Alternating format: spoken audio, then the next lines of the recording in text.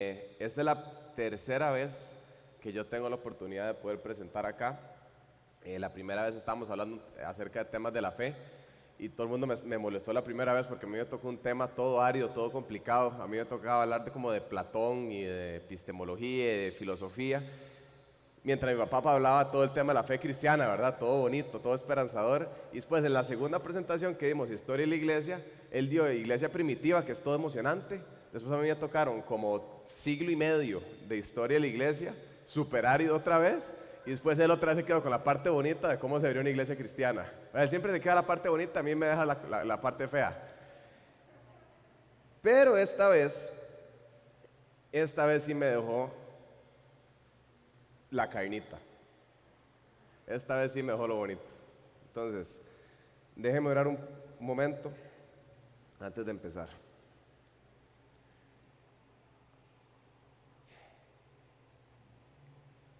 Señor, este tema es demasiado glorioso. Es demasiado alto, es demasiado pesado, es demasiado profundo como para que yo pueda explicarlo a la perfección.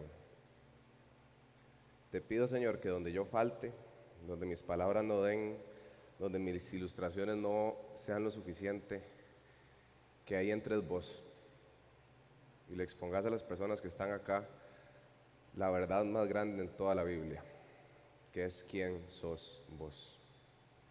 Te pido esto en el nombre de Jesús. Amén. Ok. Entonces, la introducción que dio mi papá habla mucho o explica mucho, ¿verdad?, la razón por la cual estamos dando nosotros esta conferencia. La santidad de Dios puede que sea el tema más importante que exista en toda la Biblia, porque es literalmente quién es Dios. Y no sé si ustedes han pensado, yo lo he pensado un montón, cómo sería estar cara a cara con Dios. ¿Qué pasaría si hoy mismo entráramos en la presencia de Dios? ¿Qué haríamos? ¿Cómo nos comportaríamos? ¿Cómo reaccionaríamos? Hay gente que dice que si ve a Dios hoy mismo, ¿verdad?, sale corriendo y le da un abrazo. Otros dicen que tendría una lista como de este tamaño de preguntas. Otros tendrían una lista gigantesca de reclamos. En fin, si ustedes le preguntan a la gente qué harían si ustedes están cara a cara con Dios, las respuestas variarían muchísimo. Y hoy vamos a hacer justo eso.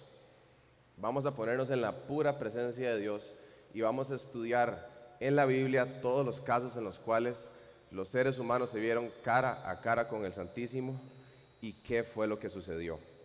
Entonces, si ustedes tienen sus Biblias, yo les voy a pedir que vayamos a Isaías capítulo 6. ¿Okay? Y si ustedes pueden marcar ese capítulo de alguna manera o la otra para que nunca se les olvide que existen sus Biblias, yo les diría que lo hagan, porque podría estar en el top 5 tal vez de los capítulos más importantes en toda la Biblia. Entonces vamos a irnos a Isaías capítulo 6. ¿Okay? Para darles un poquito de contexto, Isaías es llamado de los profetas mayores de la Biblia. No es porque fuera el más galleta de todos, sino es porque en los libros del Antiguo Testamento él es de los que tiene mayor material. Es un libro grande, el de Isaías. Y Isaías era, a diferencia de muchos profetas del Antiguo Testamento, era alguien de mucho renombre, mucha sabiduría, venía de una buena familia. Entonces él era profeta y era consejero de varios reyes en Israel, en Judea más que todo, en el reino del sur. Entonces él tenía acceso personal e íntimo con esas personas y él estuvo vivo a lo largo de 3 reinados diferentes. Y él estuvo vivo en el reinado del rey Usías. Y Usías, si ustedes han leído el libro de Reyes, está entre los poquitos reyes de Israel que ante los ojos de Dios fue recto, que ante los ojos de Dios se apartó del pecado e hizo que Israel también se apartara del pecado. Y la historia de Israel, si ustedes la conocen, es súper turbia, ¿verdad? El pueblo se rebela, el pueblo se arrepiente, el pueblo se rebela, el pueblo se arrepiente. Entonces en el reinado de Usías el pueblo estaba arrepentido y parecía que había esperanza, y después murió. Vamos a ir a Isaías 6, capítulo 1.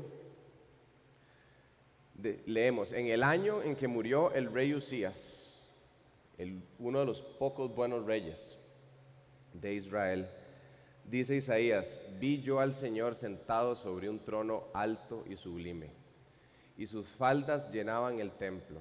Por encima de él había serafines, cada uno tenía 6 alas, con 2 cubrían sus rostros, con 2 cubrían sus pies y los 2 volaban. Entonces, muy posible Isaías estaba en aquel momento, ¿verdad? Cuando recibe esta visión, posiblemente se estaba lamentando. Se estaba lamentando de la muerte del rey Usías, se estaba lamentando porque, y ahora, ¿quién vendrá a defendernos? ¿Verdad? ¿Quién nos va a apartar de todo este pecado? ¿Qué va a hacer el Señor ahora? Posiblemente estaba orando, y cuando dice que vi al Señor, yo quiero que ustedes pongan mucha atención cómo estaba el Señor cuando él lo vio.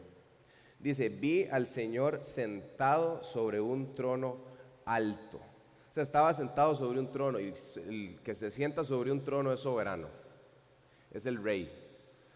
Entonces, puede que Usías estuviera muerto, ¿verdad? Rey en minúsculas, el rey Usías minúsculas, pero el rey con R en mayúscula no podía estar más vivo todavía, soberano y todavía reinando. Y el trono de él era alto, alto por encima de su creación, ¿verdad? Es una de las cosas que está diciendo Isaías aquí, alto. Y la segunda palabra que usa es sublime. Es un trono sublime, que es de máximo asombro. Estamos hablando del trono, nada más, ni siquiera hemos empezado a hablar de Dios, ¿verdad? Estamos hablando del trono de Dios en este momento. Y después sigue, y sus faldas llenaban el templo. Y cuando dice faldas, lo que está hablando es de la tirita de abajo, de, digamos, la bata o la túnica de Dios. O sea, la tirita de abajo, abajo, abajo, como el ruedo del pantalón, solo el ruedo del pantalón llenaba todo el templo que estaba en la visión de Isaías. ¿Qué significa esto? Que es gigante. Que solo el ruedo digamos, del pantalón de Dios es enorme. El templo no lo podía contener. O sea, este es un Dios que es gigante, es incontenible, es incontrolable, llena todo espacio. Como dice la palabra, ¿verdad? Él no habita en templos porque se rebalsa, es así de grande. Entonces, póngase en los zapatos de Isaías en este momento viendo esto, ¿verdad? Y ya uno empieza como a hacer el chiquitito, y chiquitito, y chiquitito, ¿verdad? Viendo tal inmensidad. Sus faldas llenaban todo el templo. Y después dice, por encima de él había serafines. ¿Algunos de ustedes estuvo en el estudio que dio mi papá acerca de ángeles? Sí, algunos, ¿verdad? Los serafines son los ángeles que estaban en la pura presencia de Dios, a la pura par. O sea, si estamos hablando de quién tiene mayor intimidad con Dios, quién está más cerca de él en este momento, en su trono, son esas criaturas que se llaman serafines. ¿Okay? Cada uno tenía 6 alas, con 2 cubrían sus rostros, con 2 cubrían sus pies y con 2 volaban. Entonces, en vez de estar usando sus 6 alas para volar, estos ángeles en la presencia de Dios usan 4 de sus 6 alas para taparse. ¿Por qué?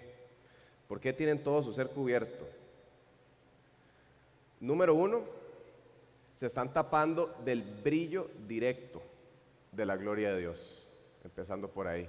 Que es cuando la Biblia habla en Hechos de los Apóstoles, cuando Pablo va en ruta a Damasco y dice que ve una luz resplandeciente más fuerte que el sol, y en ese instante Pablo queda ciego y era la gloria del Señor. Esa es una. La segunda, cuando Moisés le pide a Dios, déjame verte, y Dios le dice, ningún hombre puede verme y sobrevivir, pero dice Dios, voy a pasar mostrándote mi retaguardia, porque así sí vas a poder ver por lo menos las partes traseras mías, allá en el monte Sinaí en Éxodo. Y después de que Moisés ve eso, la retaguardia, ni siquiera la parte de enfrente de Dios, la cara de él se vuelve tan resplandeciente que cuando baja a hablar con los israelitas, nadie puede verlo directamente, sino que se tienen que tapar. Y eso es Moisés reflejando la gloria ni siquiera la parte de adelante, la retaguardia de Dios.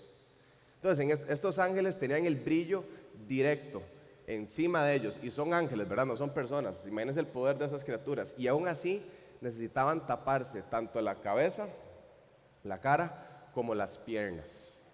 Esa es la número 1. Y la número 2, podríamos decir que están tapados también porque están desviando toda su atención. O sea, estas son criaturas majestuosas, deben ser de las criaturas más bonitas que existen en el universo entero, y están completamente tapadas porque al taparse apuntan la atención al único que es digno de admirar en esa visión.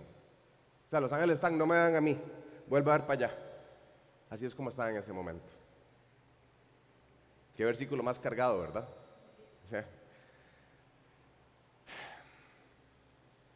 Y seguimos.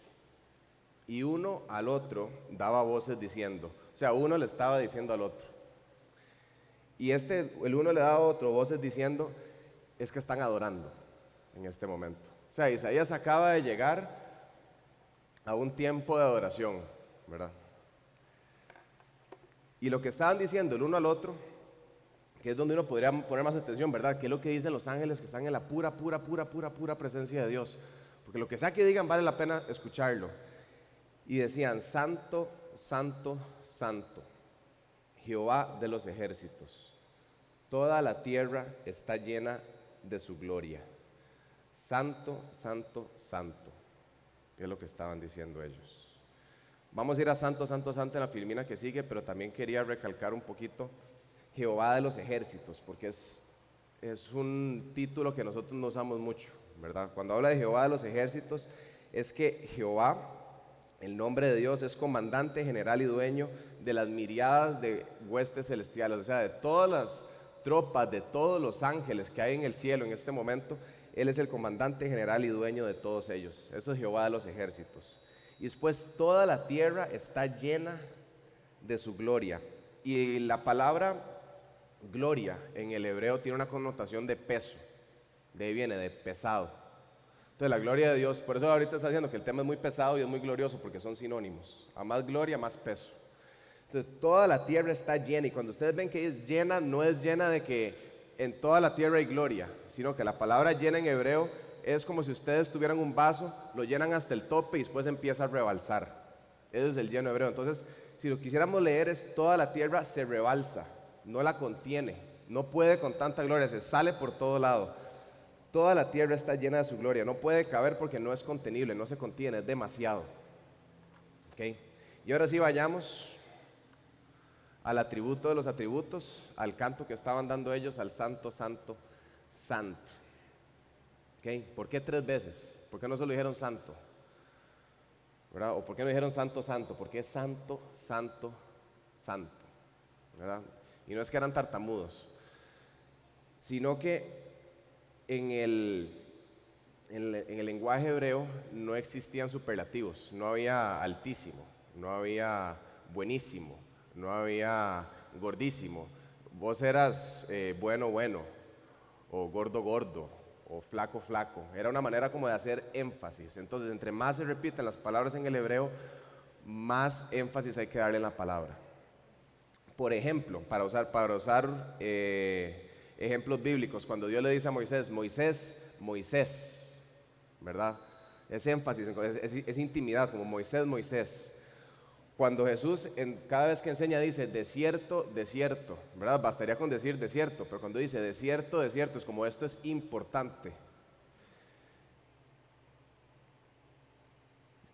Me perdí, perdón. Cuando dice Pablo, Pablo, Jerusalén, Jerusalén, Marta, Marta, ahí es donde uno tiene que enfocarse completamente porque por alguna razón está repitiendo esas palabras. Entonces, esta vez no lo dijo una, no lo dijo dos, sino que esta es una de solo 2 veces en toda la Biblia que una palabra se repite 3 veces, Santo, Santo, Santo. Y eso se le llama el trisagio en teología, que es el 3 veces santo. Y con solo decir santísimo se queda corto. Cuando uno dice santo, cuando la Biblia habla de santo, santo, santo, es que es santo en su totalidad. Es que no cabe una partícula de él que no es santo. O sea, no es que es muy, muy santo, sino que santo, santo, santo significa que es todo lo que Dios es. Todo, todo, todo, todo, todo. Por eso, yo no sé si deberíamos decir que es un atributo más, porque todos los atributos de él se derivan de este, ¿verdad? Es su identidad, es quien él es. ¿Por qué? Porque su amor es santo, su justicia es santa, su ira es santa, su paciencia es santa, su soberanía es santa, su poder es santo. Y si le damos la vuelta no aplica, ¿verdad? Su santidad no es poderosa y su santidad no es soberana, su santidad no es paciente, su santidad no es iracunda, su santidad no es justa y su santidad no es amorosa. ¿Por qué? Porque su santidad solo es, ¿verdad? Él es santo. Es como el canvas o la hoja donde el resto donde el resto de los atributos se ponen, y solo por medio de su santidad nosotros podemos entender sus otros atributos. Solo podemos entender que Dios es justo porque Dios es santo. Solo podemos entender que Dios es amoroso porque Dios es santo. Y eso es lo que están cantando ellos, ¿verdad? Santo, santo, santo. Ustedes no ven que los ángeles cantan justo, justo, justo. Ustedes no ven que los ángeles cantan amoroso, amoroso, amoroso. No cantan paciente, paciente, paciente. No cantan poderoso, poderoso, poderoso. Dios es amor, ¿verdad? Según Juan. Pero Dios no es amor, amor, amor. Dios es omnipotente, pero Él no es omnipotente, omnipotente, omnipotente. Dios es santo, santo, santo. Solo así se le puede conocer. Es la única manera. Por eso es que este tema es tan importante. Y vamos a tener que usar dos palabras diferentes para definir este término, ¿verdad? La primera es separado, que esta es la principal. Cuando uno piensa en santidad, la gente piensa en alguien puro que no peca. Y sí, pero el santo viene del hebreo kadash y del griego agios, y del latín sanctus, perdón, que significa separado o consagrado o apartado, cualquiera de esos tres.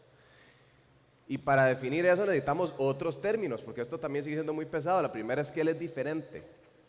No hay nadie como Él, no hay nadie en su creación semejante. Nosotros puede que estemos hechos a imagen y semejanza, pero Él sigue siendo completamente diferente.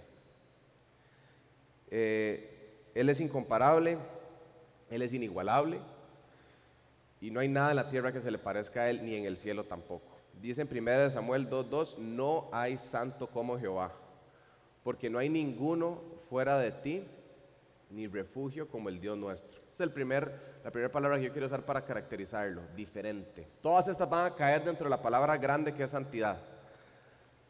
La segunda, no solo es diferente a nosotros, sino que es mejor que nosotros en todo.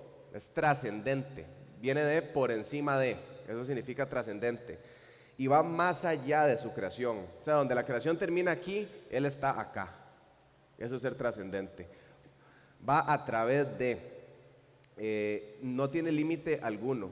O sea, si yo soy bueno, Él es infinitamente más bueno. Si yo soy fuerte, Él es infinitamente más fuerte. Si yo soy sabio, Él es infinitamente más sabio. Eso es lo que significa trascendente. Es agarrar cualquier atributo bueno y elevarlo a la infinita potencia.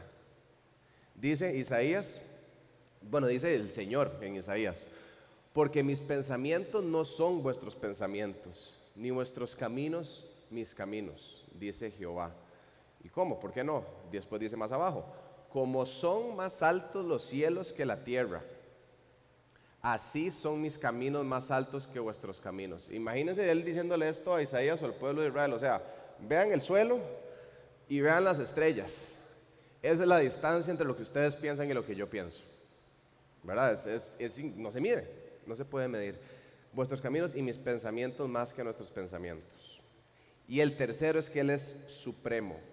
Nadie vuelca su voluntad, nadie le dice qué hacer, nadie lo tiene que convencer de absolutamente nada. Y Él con solo hablar, la creación entera obedece. Él solo tiene que hablar. Dice en Daniel, capítulo 4, versículo 34b al 35, y esto lo está diciendo un rey babilónico, se llama Nabucodonosor, algunos lo conocen, y era un rey que quería que todos lo alabaran en aquella época. Y llega un punto en que el Señor lo vuelve loco, completamente loco. Él pasa de ser el hombre más poderoso en toda la tierra a ser alguien que estaba, se me fue. Comiendo zacate con los cerdos y con los animales de las granjas. Ajá, pastando con animales de granjas. Así debajo terminó. Y en eso tiene un momento de claridad. Y el que estaba así de arriba, que era Nabucodonosor, y terminando ahí de abajo, dice acerca de Dios: su dominio es sempiterno, su reino por todas las edades. Considerados como nada son los habitantes todos de la tierra. Ojo lo que dice ahorita: Él hace según su voluntad en el ejército del cielo y en los habitantes de la tierra. No hay quien detenga su mano y le diga: ¿qué haces? Ven que esto va mucho más allá de no peca y se porta muy bien, ¿verdad? Mucho, mucho, mucho, mucho más allá. La segunda palabra que vamos a usar es puro, que es la que nosotros conocemos un poquitito más. Y vamos a usar dos palabras para definir puro. La primera es que no tiene mancha. O sea, nada lo corrompe, nada lo tienta. No existe ni la más mínima inclinación mala. Él no le dan ganas de hacer algo que no debería y se contiene. No, él ni siquiera tiene eso.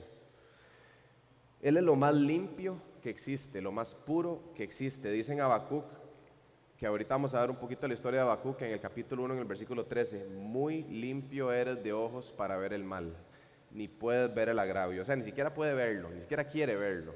Y la segunda es que no tiene tolerancia alguna, porque al ser tan limpio, al ser tan puro, él no, es imposible que tolere lo impuro y lo sucio. Detesta y aborrece todo lo que no es bueno. Y él es la personificación de la justicia y la rectitud. O sea, si ustedes quieren definir rectitud, si quieren definir justicia, es él. Porque no tiene tolerancia alguna a algo que no sea santo, perfecto y puro como él es. Dice en Salmos capítulo 5, versículo 4 al 6, dice: porque tú no eres un Dios que se complace en la maldad. El malo no habitará junto a ti. No hay tolerancia. Y como nosotros somos malos, no podemos estar con él. Por esto mismo. Porque él no tolera la maldad, no tolera la impureza. Dice: los insensatos no estarán delante de tus ojos. Aborreces a todos los que hacen iniquidad. Y cuando ustedes ven la palabra aborreces, es una palabra que es muy fuerte, no es que le da pereza, sino que es un disgusto tan grande que lo mueve a actuar. O sea, lo aborrece, lo detesta. Entonces, cuando la gente dice Dios odia el pecado, pero no el pecador, uno podría venir a este texto un toquecito y tener un poquito de sobriedad. Porque aquí dice claramente: aborreces, detestas a todos los que hacen iniquidad. Porque él detesta la iniquidad y detesta al autor de la iniquidad también. De la misma manera que uno detesta cuando cuando se hace una injusticia, y también aborrece al que cometió una barbaridad. Y ustedes saben cómo es eso, ¿verdad? Ahora más él completamente puro.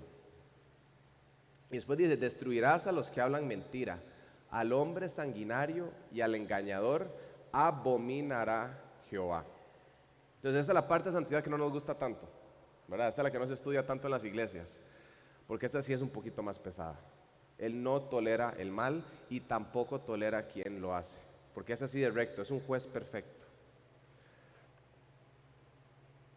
Entonces, eso nos va a dar un poquito de contexto, porque en lo que los ángeles dicen: santo, santo, santo, y Isaías está tirándose toda esa imagen, todo ese display, ¿verdad? Todo ese servicio de oración que están haciendo.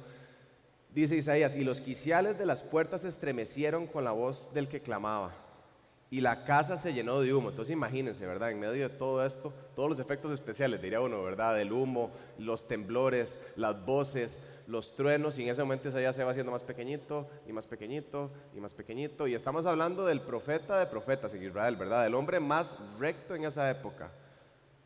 ¿Y qué es lo que dice él? ¿Verdad? No viene y dice, no sé, ¿verdad? Señor, respóndeme aquí. O no dice: tatica Dios, que dicha que estás acá, madre, ¿verdad? Finalmente te conozco. De una manera casual y, ¿verdad?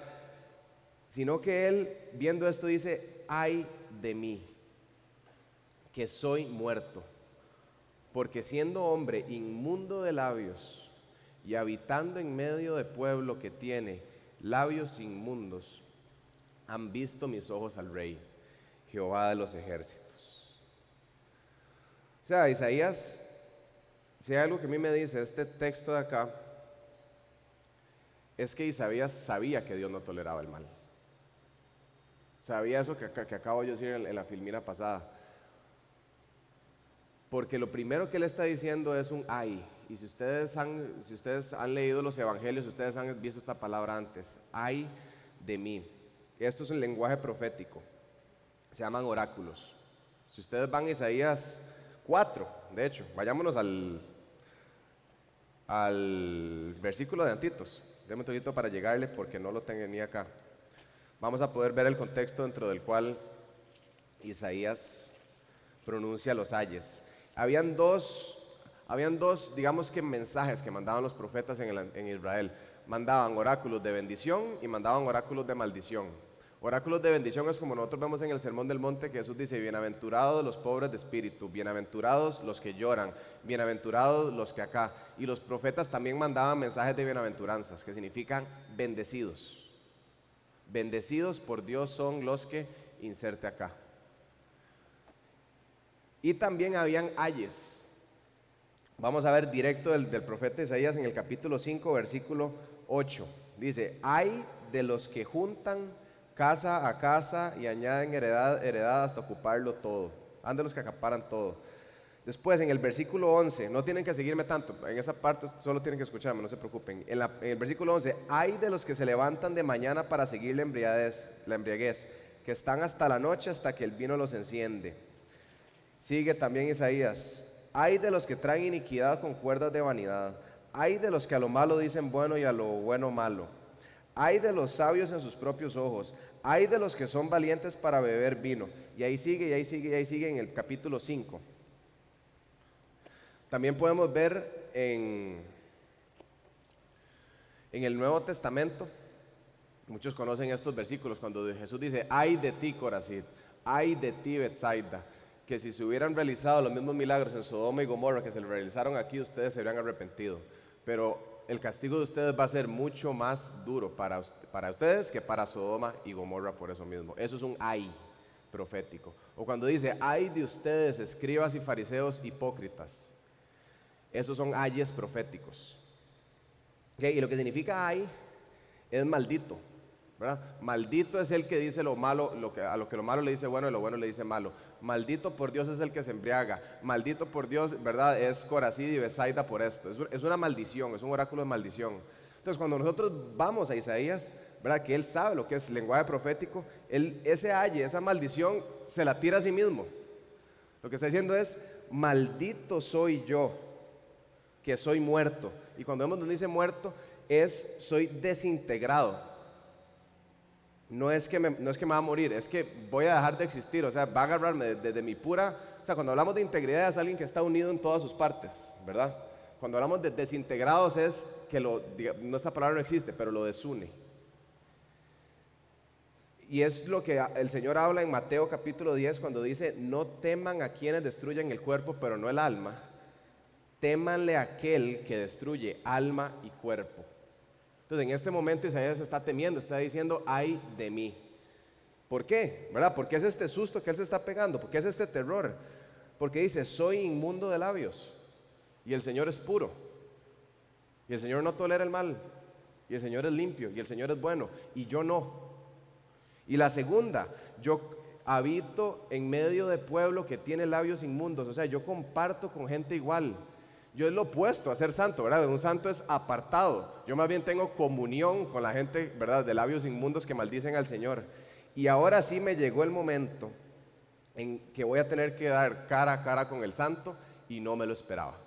No tenía mi vida lista, no había ordenado mis asuntos, y ahora estoy cara a cara con quien no permite, no tolera el mal. Estoy cara a cara con quien detesta, con quien no tolera, con quien castiga juntamente y con quien destruye el mal. O sea, esto fue todo un ejercicio de introspección de Isaías, porque yo estoy seguro que Isaías en el día a día tenía completa tranquilidad. Él no pasaba en estas, sino que él posiblemente decía: yo hago lo mejor que puedo, yo soy un profeta, ¿verdad? Yo le predico al pueblo, y sí, hay cosas que yo tengo que cambiar y cosas que yo tengo que mejorar, pero bueno, ahí vamos, ¿verdad? Pero en lo que él se da cara a cara, o sea, cuando ve el contraste tan aparente, él lo que dice es: no soy alguien que ahí va, sino que soy inmundo. Es ese contraste, ¿verdad? Isaías puede ser el hombre más recto de la época, pero ya en la presencia del santo, en presencia de lo perfecto, ya ese contraste es completamente aparente. Y esta no es una experiencia única en Isaías. O sea, no es que esto es un momento aislado, sino que podemos verlo a lo largo de toda la Biblia, Antiguo Testamento y Nuevo Testamento. Podemos irnos a Lucas capítulo 5, versículo 8, si ustedes quieren ir ahí, donde hablamos de la pesca milagrosa, ¿verdad? Cuando Pedro y los discípulos estaban tratando de pescar toda la noche, no logran pescar nada. El Señor se monta en la barca de Pedro, empieza a predicar. Cuando termina de predicar, le dice a Pedro: vamos a ir a pescar otra vez de mañana. Y de mañana no se pescaba. Y ellos venían de pasar toda una noche pescando y tratando y no lograban sacar nada. Entonces Pedro escucha lo que dice el Señor y como regañadientes, ¿verdad? Le dice como, Señor, o sea, con todo respeto, o sea, vos sabes mucho, vos sos sabio, pero el que pesca soy yo, ¿verdad? Yo soy el que sabe de todo este tema de pescar. No pescamos nada la noche. Pero si vos decís, bueno, díjale, está bien, o sea, de vos mandás, pero no quiero ir. Por ahí va como el tono de la cosa. Y después van para adentro, pasa todo el evento en el cual las redes se desbordan de peces. Y verdad, y casi que la barca se hunde de estar aguantando tanto pez. Y cuando ve todo eso, uno pensaría que Pedro va a llegar a acercarse donde Jesús y va a decirle, vea, Señor, hagamos lo siguiente. Hace esto una vez cada 2 meses, ¿verdad? Vamos a pescar, me llena la barca hasta el tope, vamos a ir a vender todo ese montón de peces y vivimos rico por 3 meses y podemos hacer todo un ministerio, ¿verdad? Financiado por esta pesca tan increíble. Ya la hicimos, ¿verdad? Bueno, eso le habría dicho yo, por lo menos. Yo le habría hecho todo un contrato de negocios con el Señor. Pero en ese momento lo que Pedro, al ver ese display de poder, al ver ese display de bondad, le dice, apártate de mí, que soy pecador. Y uno diría, ¿qué le pasa a Pedro? ¿Verdad? ¿Cómo no quiero estar con alguien que multiplica panes y peces? Y no vuelvo a trabajar, ¿verdad? Pero en la presencia de lo santo, del santo, en presencia del perfecto, nuestra maldad brilla mucho más. Se muestra mucho más, tal vez brilla no es la palabra correcta, se contrasta. Y lo que él vuelve a ver al Señor dice, no puedo con ese estándar, yo no puedo estar con él, apártese, yo no puedo con tanto. Eso es Pedro, ¿verdad? Y atemorizado, también decía. Él y los discípulos ahí estaban completamente aterrorizados, si ustedes ven el pasaje. Después nos podemos ir a Marcos capítulo 4, versículo 41, es el que tenía aquí, se me perdió, ya.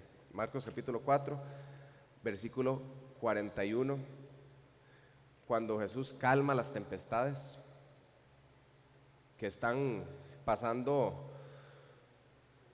por el lago de Galilea. Se viene una tormenta y el Señor está durmiendo y los discípulos se asustan todos y le piden a Jesús que por favor se despierte.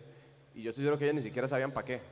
Ellos nada más eran como, Señor, despiértese y tirémonos del barco, o sea, hagamos algo, ¿verdad? Nos vamos a morir todos. Y el Señor nada más se levanta, calma la tempestad. Es más, dice, calla. O sea, le dice al viento, le habla al viento. Ni siquiera es que hace como un hocus pocus ahí raro, sino que le habla al viento. Le dice, calla. Y el viento enmudece y cesó. Y en ese momento, todos los discípulos, en versículo 41, estoy leyendo, dice, temieron con gran temor y se decían al uno al otro, ¿quién es este que aún el viento y el mar le obedecen?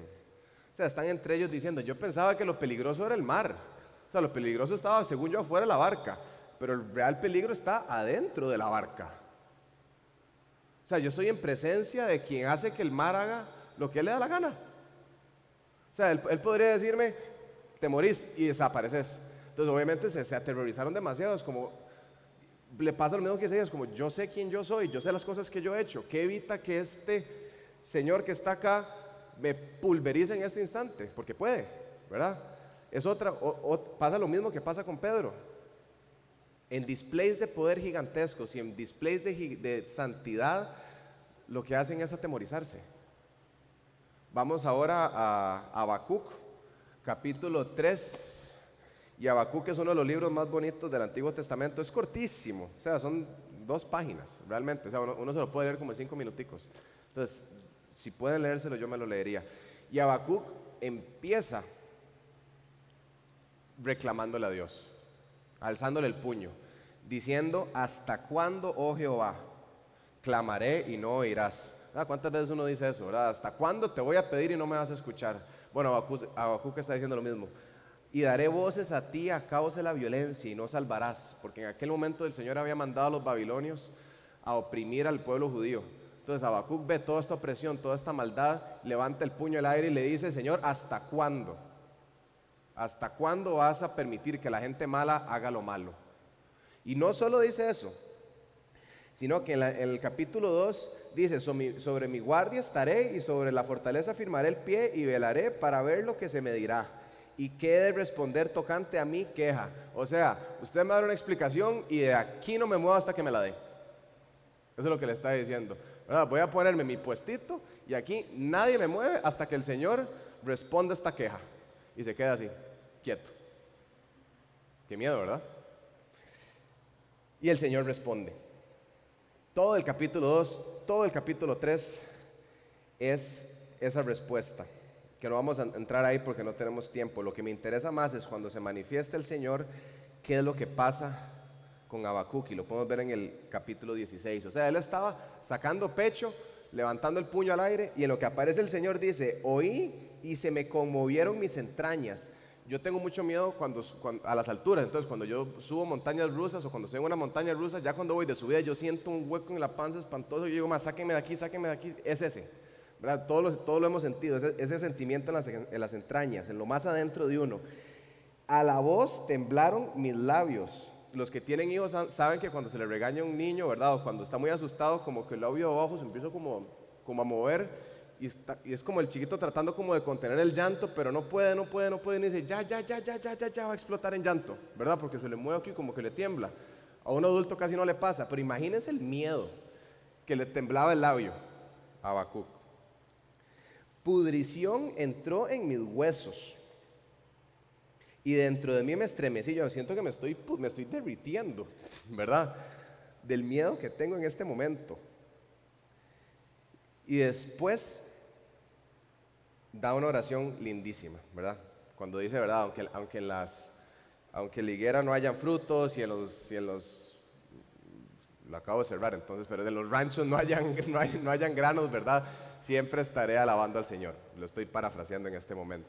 Pero me interesa más la reacción de él cuando vio al Señor, ¿verdad? La misma de Isaías, desintegrado por completo. O podemos ver a Job también. Job, que es de los libros favoritos de mucha gente, ¿verdad? Job era un hombre recto e intachable. O sea, en comparación al resto de las personas en la tierra, era el hombre más recto, el hombre más puro, podríamos decir que el hombre más santo. Y el Señor decide dejar a Satanás causar un caos espantoso en la vida de él. Y todo el capítulo de Job se trata de Job hablando con sus amigos acerca de por qué le pasó lo que le pasó. Es un libro de sabiduría. Y al principio, ¿verdad? Job dice, Jehová dio, Jehová quitó, bendito sea el nombre de Jehová. Y después empiezan a llegar los amigos y empiezan a decirle, vos tuviste que haber hecho algo, porque Dios no te va a castigar así porque sí. Entonces algo malo tuviste que haber hecho. ¿Qué hiciste? Y Job dice, no, yo no hice nada, ¿verdad? Y en medio de ese diálogo, Job ya se empieza a quejar contra el Señor. Ya empieza a preguntar por qué. Dice, ¿por qué hiciste de mi vida un infierno? ¿Por qué me quitaste todo si yo fui un siervo tuyo? ¿Por qué? ¿Por qué haces esto? ¿Por qué prosperan los malos? Es una oración muy parecida a la de Habacuc, pero Job la está viviendo en carne propia, porque él está en la peor situación de su vida. Y después el Señor se le manifiesta en el capítulo 38 de Job y le pega una regañada de 2 capítulos, ¿verdad? Se le aparece el Señor en un torbellino y le dice, ¿quién es este que oscurece el consejo con palabras sin sabiduría? ¿Qué clase de filazo, verdad? Ahora ciñe como varón tus lomos, yo te preguntaré y tú me contestarás. Y después de ahí adelante empieza a decirle, ¿dónde estabas tú cuando yo puse los cielos en las tierras? ¿Dónde estabas vos cuando yo hice aquí? ¿Dónde estabas vos? O sea, le está diciendo al Señor, ¿usted sabe con quién está hablando, Job? ¿Usted sabe quién soy yo? Alzar la voz así. Y Job, que pensaría uno que tiene todo el derecho, ¿verdad?, a enojarse por lo que le pasó, en medio de la regañada en el capítulo 40, responde Job, después de recibir esto, y dice, he aquí que yo soy vil, ¿qué te responderé? O sea, ya te vi, te conozco, yo soy malo, soy vil, igual que Isaías, soy inmundo. ¿Qué tengo que decir? ¿Qué me va a justificar? ¿Verdad? ¿Qué te puedo llevar? O sea, ¿qué tengo yo que vos no me has dado? ¿Verdad? ¿Qué hay de bueno en mí que vos no me has dado? ¿Qué puedo darte a vos para agregarte más? O sea, ¿qué me debes? Nada, no puedo decirte nada. Mi mano pongo sobre mi boca, o sea, no me voy a volver a quejar. Y el Señor no termina ahí, tira un capítulo entero de dónde estabas vos cuando yo hice aquí y allá, y al puro final, en el capítulo 42, termina el Señor de hablar, y Job en el versículo, 4 del 5 del capítulo 42 dice: por tanto, de oídas te había oído, mas ahora mis ojos te ven. Por tanto me aborrezco y me arrepiento en polvo y ceniza. O sea, ya te vi. Antes había escuchado de vos, pero ahora te vi. Y ahora que te vi, lo único que me queda hacer en este momento es arrepentir. A eso es lo que le temía Isaías, a esta santa ira de Dios, a la combinación de su justicia con su santidad ante la presencia de su pecado. Y esta es la parte que más me interesa. Solo al ver qué tan santo era Jehová, Isaías pudo ver qué tan inmundo era él. Ya vio cuál es el estándar.